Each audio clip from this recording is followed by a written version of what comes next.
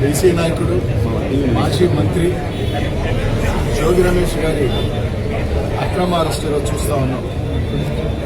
ఈ ప్రభుత్వం వచ్చిన తర్వాత ఏదైనా ఒక భారీ ఇన్సిడెంట్ ప్రభుత్వానికి నష్టం జరిగే ఒక ప్రక్రియ జరిగితే వెంటనే దాని దారి మళ్లించే కార్యక్రమం జరుగుతుంది.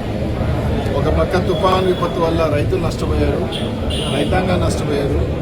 ఇవన్నీ తర్వాత కాశీబుక్ ఇన్సిడెంట్ నిన్న 10 మంది చనిపోతే దాన్ని రూపుమార్చేదానికి ఈరోజు జోగి రమేష్ గారిని అరెస్ట్ చేశారు.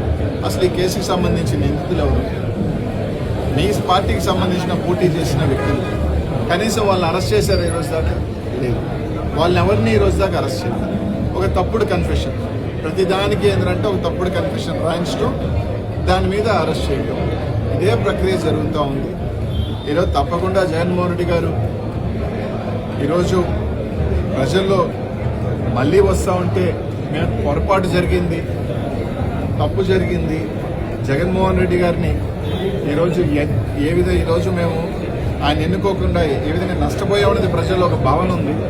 కూటమి ప్రభుత్వం చెప్పిన దొంగ హామీల వల్ల కావచ్చు, లేకపోతే దొంగ ప్రామిసుల వల్ల కావచ్చు, మోసపోయామని ఒక భయం ఉంది. ఈరోజు ఎన్ని కప్పుకొచ్చేదానికి ఈరోజు ఎన్ని చేసేదానికి ఒక అరెస్ట్ తీసుకురావటం. ఈరోజు ఆయన జోగి రమేష్ గారు చెప్తున్నారు, మీరు సిబిఐ ఏంటి, నా ప్రమేయం ఉంటే అరెస్ట్ చేయండి అని చెప్తున్నాడు. నిజంగా మీకు చిత్తశుద్ధి ఉంటే తప్పకుండా సిబిఐకి ఇవ్వండి. ఈ దొంగ లిక్కర్ మీద కోట్ల రూపాయలు ఏ విధంగా దోపిడీ జరిగిందో మీరు సిబిఐకి ఇవ్వండి. సిబిఐకి ఇచ్చి ఖచ్చితంగా నిజ నిజాలు వస్తాయి. అలా కాకుండా ఈరోజు కాశీబుక్లో జరిగిన ఇన్సిడెంట్ 90 సంవత్సరాల ఒక వ్యక్తిని తీసుకొచ్చి ఆయన మీద కేసు కట్టింది. ఇదే విధంగా ఎందుకు తిరుమలలో దేవస్థానాల్లో తొక్కిసలాట జరిగినప్పుడు ఆ ధర్మకర్త మీద లేదా చైర్మన్ మీద ఎందుకు పెట్టలేదు?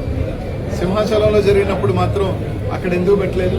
అంటే మీకు పెద్దోళ్ళకు ఒక న్యాయం, సామాన్యుడికి ఒక న్యాయం. ఏ విధంగా దారులు మళ్లించే పనులు, ఏ విధంగా కక్ష సాధింపులు జరుగుతున్నాయి రాష్ట్ర ప్రజలందరూ కూడా గుర్తిస్తూ ఉన్నారు. ఖచ్చితంగా మీరు ఎంత ఈ విధంగా పోతే తప్పకుండా వైఎస్ఆర్సీపీ శ్రేణులు, కార్యకర్తలు, ప్రజలు అందరూ కూడా ఒకటే సమయం వస్తుంది.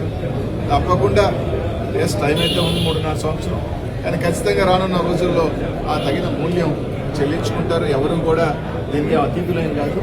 తప్పకుండా మీరు చేసిన పనులన్నీ కూడా తప్పకుండా బంతికి గోడ కొట్టినట్టే వెనక్కి వస్తాయి తప్ప ఏమీ కావని చెప్పి తెలియజేస్తాం.